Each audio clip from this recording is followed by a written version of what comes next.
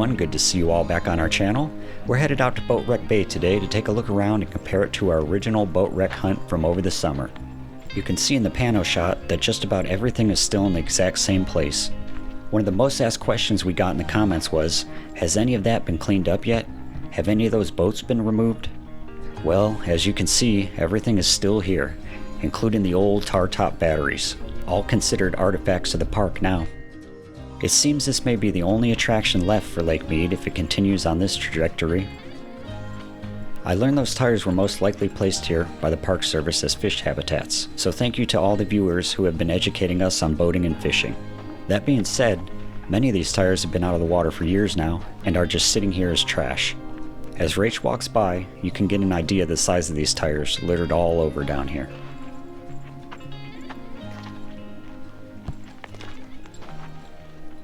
So, are you ready to go find some boats? Let's go. Want an anchor?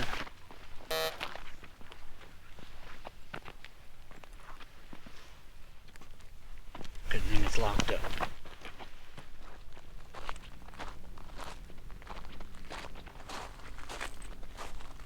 We're going to head down into this area of chapped earth that was underwater not too long ago.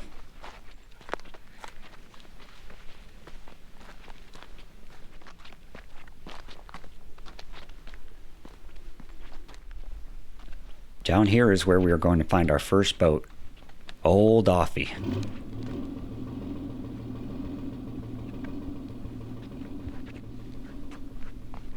This name comes from the Offenhauser racing intake sitting on top of the old AMC V8, as pointed out by our viewers. Interestingly enough, it looks like someone attached a rope to it also since last video. Not really sure what they were trying to accomplish, but it's a long way to the water from here.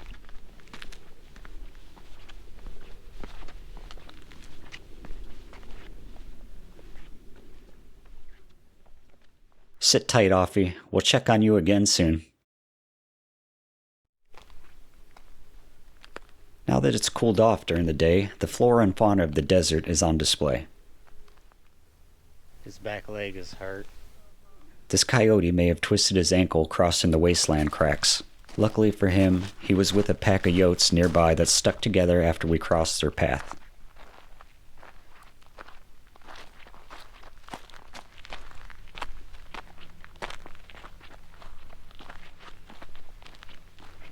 A little bit closer to the waterline is where we find the second boat, Candy Blue.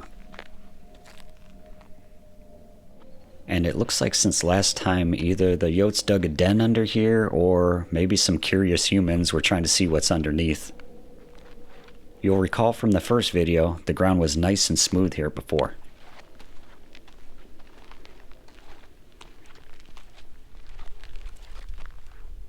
She ain't sparkling in the sun like last time, but we'll get a nice subdued shot with the moon behind instead.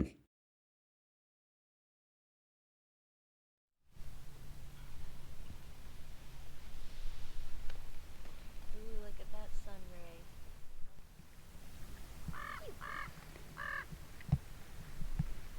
I'm hungry.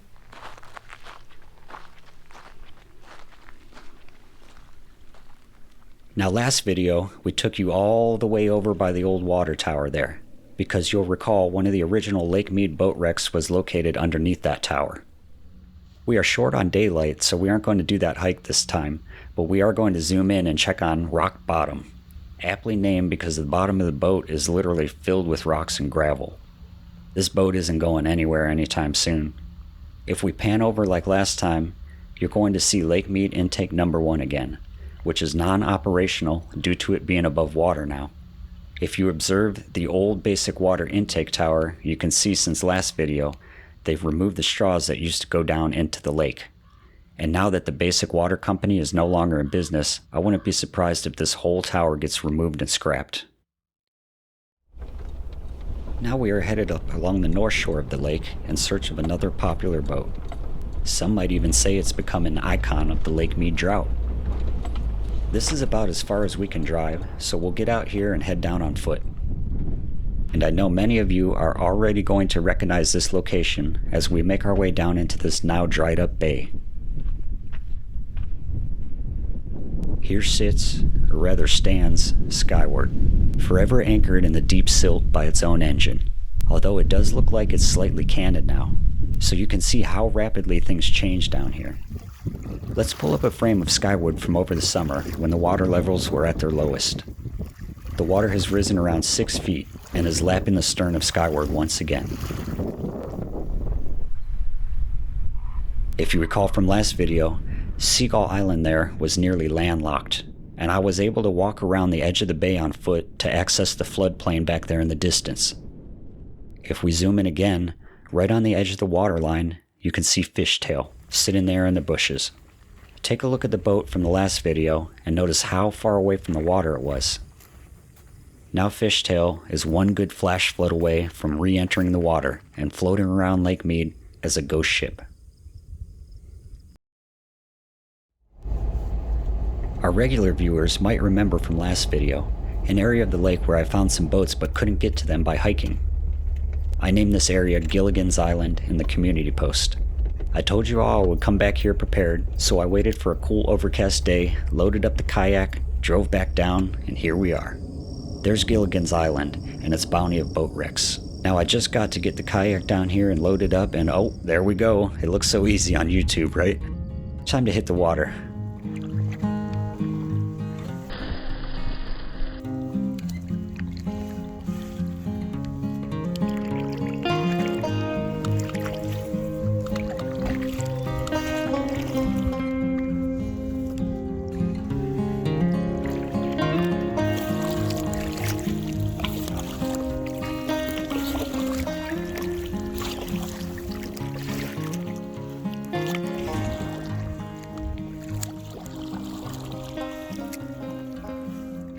Here we are across the bay now. That was a peaceful little paddle with the ducks.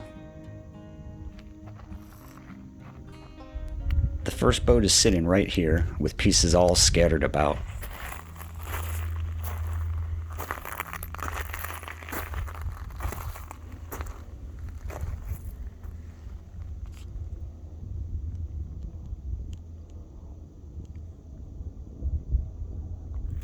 It looks like someone may have tried to jump it at some point, and I'm always curious as to what led these boats to become immobilized or sink in the first place.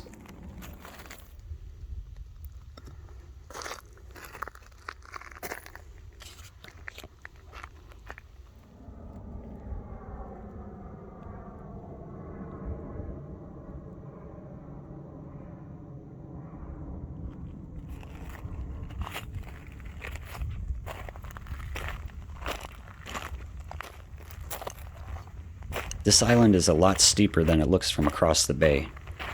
If we head over this small ridge, we're going to find another boat wreck oddly close to the first one.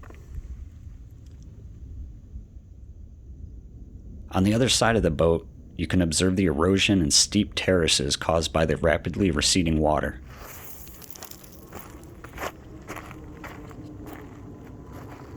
You can see how this boat is precariously perched on a rock, and that really seems to be the only thing keeping it from sliding back into the lake.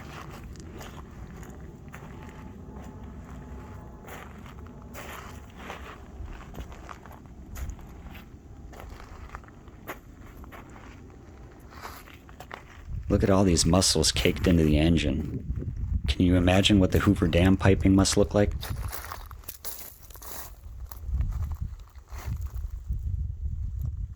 This seems to be the only marking on the boat left. Maybe the manufacturer? Let us know in the comments below if this logo looks familiar to you.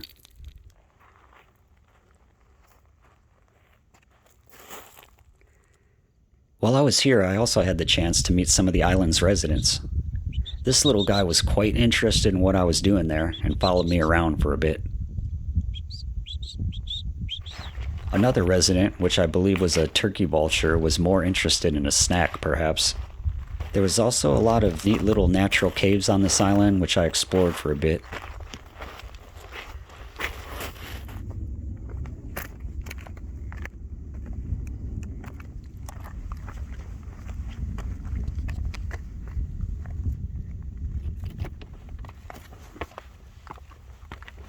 After walking the perimeter and high point, it was time to head back to the kayak.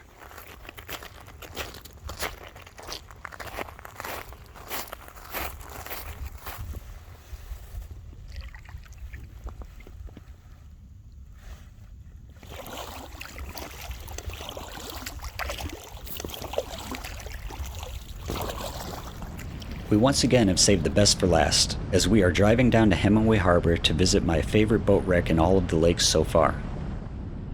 Here's a nice view of the Lake Mead Marina, which could soon possibly be one of the only open ramps and marina left on the lake. More on that in the next update.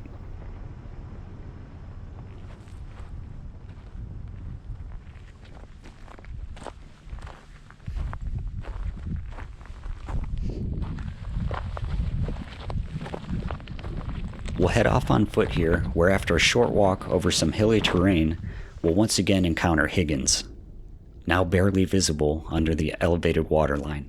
Since this shot does no justice to HIGGINS, let's pull up a frame of the boat from back in August, when the historic low levels exposed nearly the entire boat.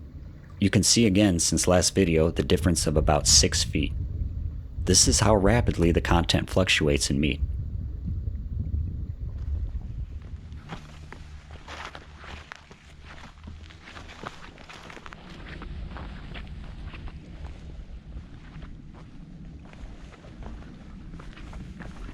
Over on the starboard side now, we're going to compare another shot from August, where the water level was so low you can even see part of the bottom of the boat. Back then, I was able to reach out and touch the boat from the shore, while now there is quite a bit of distance between us. It probably won't last. I was able to capture these shots while the lake was near its highest recovery level since summer at 1,046 feet.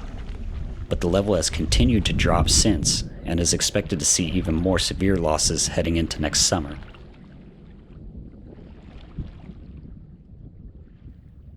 Let's pull up a water level graph and illustrate what you have just seen in the video.